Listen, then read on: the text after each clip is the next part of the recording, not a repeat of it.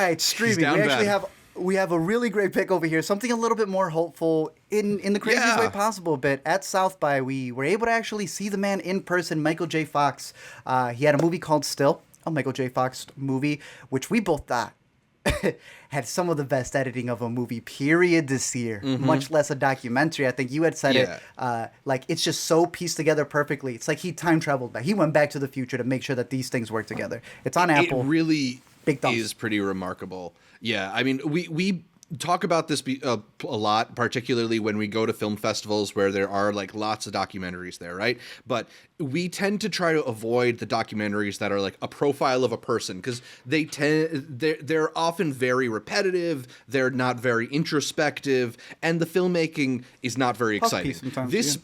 this movie is none of those bad qualities. It is the best version of all those things. It is a very like personal, intimate portrayal of what Michael J. Fox's life was like and is like now. It's also a very smartly put together film because, as you mentioned, it's using clips from his career to put into context the way he was feeling in different points of time. And like just crazy. the ability to pull lines from different sitcoms, different movies, different talk show appearances, and then like interpolate them as like a diary of Michael J. Fox. Incredible stuff. Like this went so far and beyond what my expectations were. It's the movie that I kind of hoped we would get about Michael J. Fox, a person who I have a lot of fondness for, and like, I don't know.